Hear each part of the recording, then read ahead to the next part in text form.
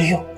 मेरी मेरी सिर्फ एक बात सुन लो, उसके बाद तुमने मुझसे जो कहना है वो। उन्होंने सब मेहमानों के सामने उनको अगर मैंने आपकी कॉल अटेंड नहीं की तो उसका मतलब यह है कि मैं आपसे क्या सुलझा?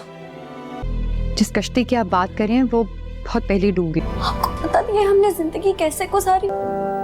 कभी भी हमारा ताल्लुक बोझ लगने लगे तो सोचे। ड्रामा सीरियल दिल के आने वाले एपिसोड में आप देखेंगे कि रोहाम का तो गुस्सा अब खत्म होने का नाम ही नहीं ले रहा। उसे जब इस बात का इल्म हो जाएगा कि मलिया ने उसकी अम्मी से बात की है और रोहाम को भी उसकी अम्मी आकर समझाएगी भी कि मलिया से उसके पास को लेकर सवालात मत करो बेटा, वो अपना पास भूल चुकी है और अब तुम्हारे लिए सब कुछ छोड़ चुकी है। तो रोहाम तो यहाँ पर इस बात को बिल्कुल भी नहीं समझेगा और फिर जैसे ही मलिया रूम में आएगी तो वो उसे कहेगा कि अम्मी को भी तुमने झूठी कहानी सुनाकर उन्हें अपनी तरफ कर लिया है। तुम उन्हें तो झूठी कहानी सुनाकर अपना बना सकती हो पर मुझे बिल्कुल भी नहीं। तुम्हारी असलियत में अच्छी तरह से जान चुका हूँ। अब ये सब कुछ सिर्फ दिखावा था और कुछ भी नहीं। तुम में और सना में कोई फर्क नहीं है। इससे तो अच्छा था शादी से पहले ही तुम सना की तरह मुझे सारी असलियत बता देती, तो आज मेरी ये हालत नहीं होती। मलिया जो कि अपनी सफाई में काफी कुछ कह चुकी होगी, इसलिए अब मजीद उसमें हिम्मत नहीं होगी। वो रोहम के इस बिहेवियर से आखिर तंग आ जाएगी और उसे कहेगी कि आखिर मैं भी इंसान हूँ, मैंने भी अपनी अम्मी को खोया है और आपको तो मेरी हर बात झूठी लगेगी, पर मैंने आपसे कोई बात झूठ नहीं कही आज तक। मैं डर गई थी जब आपने मेरे पास के बारे में बात की थी कि कहीं आप मुझे छोड़ देंगे तो मेरा क्या होगा।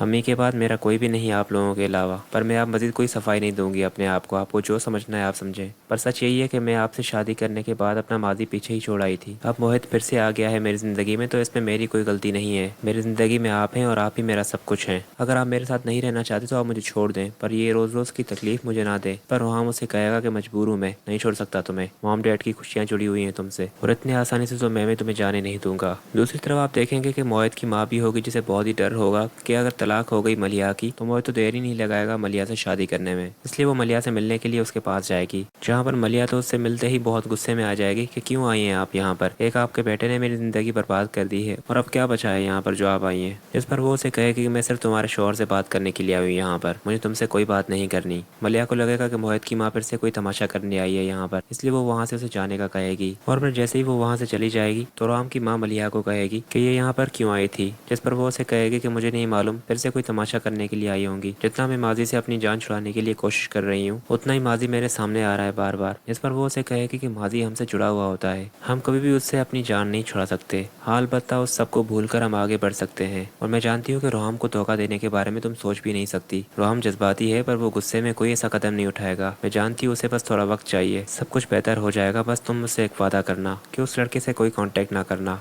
फिर उसके बाद नेक्स्ट सीन में आप देखेंगे कि कबीर की भी सारी असलियत सना के माँ बाप को मालूम लग जाएगी कि सना जो कुछ भी कह रही थी कबीर के बारे में वो बिल्कुल गलत नहीं कह रही थी। सना का बाप जो कि पहले यकीन नहीं कर रहा था अब उसे कबीर पर बहुत ही गुस्सा होगा। पहले तो वो सना से माफी मांगेगा और सना को कहेगा कि मैंने तुम्हारी बात पर यकीन नहीं किया, आखिर मैं अपनी बेटी के मामले में कैसे गाफिल हो सकता हूँ। और फिर सना से वो वादा करके जाएगा कि जो कुछ कबीर ने तुम्हारे साथ किया है इस सब का हिसाब उसे देना होगा। सना जो कि अब अकेली हो चुकी है बिल्कुल, तो उसे रोहम की बहुत याद आ रही होगी और फिर वो रोहम से कांटेक्ट भी करने की कोशिश करेगी। दूसरी तरफ रोहम भी जो होगा वो मलिया से बात नहीं कर रहा होगा, तो बाहर अकेला बैठा होगा जिस वक्त सना की कॉल आएगी उसे।